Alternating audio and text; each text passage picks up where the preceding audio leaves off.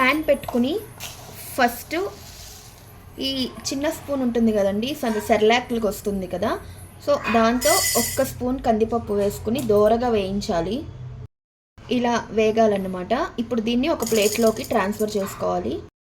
Same స్పూన్తో పెసరపప్పు తీసుకుని దోరగా వేయించాలి.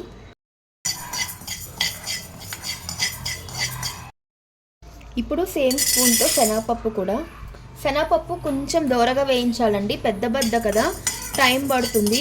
ఇవన్నీ ఏంటంటే కొంచెం మీడియం ఫ్లేమ్లో పెట్టుకొని వేయించుకుంటే మనకి వాసన రాకుండా ఉంటుందన్నమాట. ఈజీగా 2-3 నెలలు చారు పొడి ఏ పురుగు పట్టకుండా ఫ్రెష్గా ఉంటుంది. ఇప్పుడు 1 స్పూన్ ధనియాలు, 1/2 స్పూన్ మిరియాలు. ఇది కొంచెం ఎండు కొబ్బరి అండి, ఎండు కొబ్బరి ఫ్లేవర్ కోసం మాత్రమే. కావాలని ఉంటే వేసుకోవచ్చు, లేదంటే స్కిప్ చేయొచ్చు. 3 ఎండుమిరపకాయలండి. ఈ ఎండుమిరపకాయలు కొంచెం కారం ఎక్కువైనా సరే మనం చారు చేసుకున్నప్పుడు పచ్చిమిరపకాయలు స్కిప్ చేయొచ్చు అనమాట. ఈ ఘాటు సరిపోతుంది. ఇది కొంచెం దోరగా వేయించుకోవాలి, పచ్చివాసన పోయే వరకు వేయించుకుంటే సరిపోతుంది. 1/2 స్పూన్ జీలకర్ర. ఇవి ఇలా వేగిపోయాయి కదండి. వేగిపోయిన తర్వాత ఇవి కూడా ప్లేట్లోకి ట్రాన్స్ఫర్ చేసుకోవాలి. ఇది వెల్లుల్లిపాయలండి. అంటే ఇప్పుడు మనం ఆ స్పూన్తో క్వాంటిటీ తీసుకున్నాం కాబట్టి కరెక్ట్గా 6 రెమ్మలు అనమాట. ఇదే చారు పొడిలో మెయిన్ ఇంగ్రీడియంట్ అండి. పిల్లలకి దగ్గు జలుబులు అవి తగ్గాలంటే ఇవి వెల్లుల్లిపాయలు వేసుకుని మనం చారు పొడి కాచుకొని పిల్లలకి అన్నంలో కలిపి పెడితే ఆ జలుబులు దగ్గులు ఏమైనా ఉంటే పోతాయన్నమాట.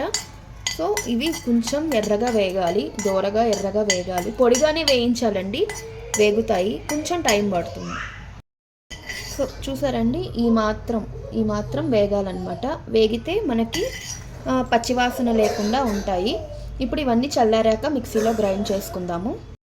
సో ఇలా మిక్సీ జార్లోకి తీసుకుని ఫైన్గా గ్రైండ్ చేసుకోవాలి.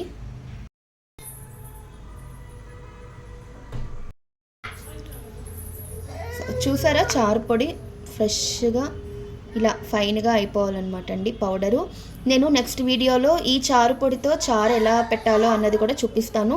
ఇదేనండి నా వీడియో కనుక మీకు నచ్చినట్లయితే లైక్ చేయండి, షేర్ చేయండి, సబ్స్క్రైబ్ చేయండి. సో నెక్స్ట్ ఇంకొక వీడియోతో కలుస్తాను. బాయ్. ఎరోమా అయితే సూపర్గా ఉందండి. మీరు కూడా మీ ఇంట్లో ట్రై చేసి ఎలా ఉంది అన్నది నాకు చెప్పండి.